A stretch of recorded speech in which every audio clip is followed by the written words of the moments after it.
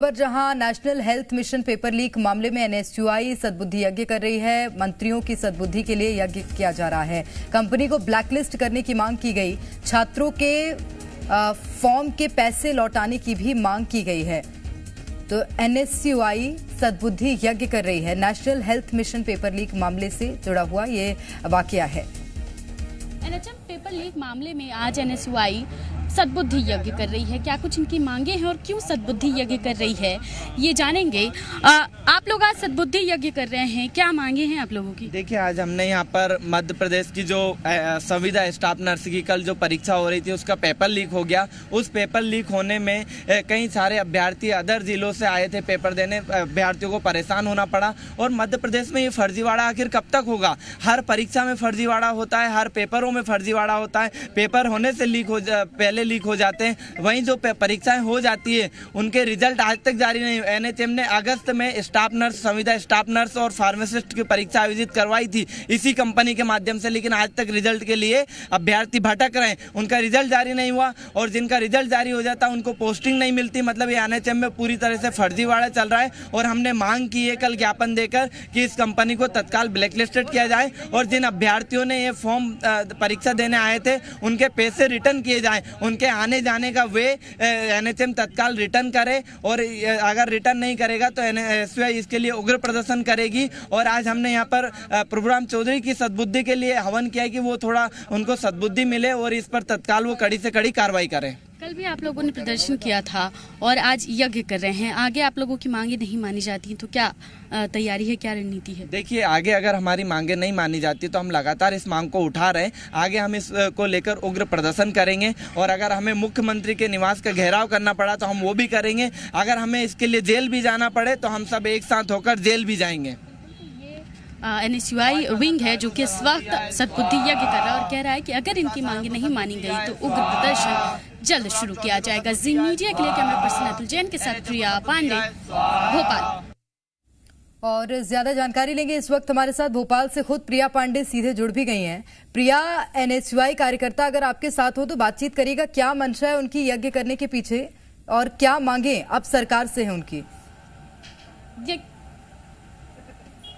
जी बिल्कुल प्रेरणा, एनएसयूआई अभी भी सद्बुद्धि यज्ञ जो है वो जारी रखे हुआ है। स्वास्थ्य मंत्री और चिकित्सा शिक्षा मंत्री को सद्बुद्धि मिले ऐसी ये मांग कर रहे हैं। और इनकी क्या मांगे हैं, इन तमाम ये जो छात्र हैं इनसे ही जानेंगे क्या मांगे हैं आप लोगों की। सद्बुद्धि यज्ञ कर रहे हैं आप लोग? देखिए, आज हमने यहाँ पर प्रभुराम चौधरी की सद्बुद्धि के लिए सद्बुद्धि हवन किया है और मध्य प्रदेश में लगातार घोटाले बढ़ते जा रहे हैं। मध्य प्रदेश की स्वास्थ्य व्यवस्था और चिकित्सा स्वास्थ्य व्यवस्था लगातार लच्चर हो चुकी है। मध्य प्रदेश में स्वास्थ्य मंत्री मौन धारण करके बैठे हुए हैं। आज हमने उनकी सद्बुद्धि के लिए यहाँ पे हवन किया है और हमने मांग की है कि वो जल्दी उनको ईश्वर सद्बुद्धि दें तो वो इस मामले में कड़ी से कड़ी कार्रवाई कर दोषियों को सजा दिलाएं। और हमने यहाँ पर एनएचएम के जो एजेंसी के पास ठेका था परीक्षा कराने को, उसको ब्लैकलिस्टेड करने की मांग की है, क्योंकि उस कंपनी द्वारा 3 अगस्त और 4 अगस्त को भी संविदा अभ्यर्थियों की परीक्षा करवाई थी, लेकिन आज तक उसका रिजल्ट जारी नहीं किया। आखिर जो 20,000 अभ्यर्थियों ने आवेदन किया था, परीक्षा दी थी, उनका रिजल्ट कब जारी होगा?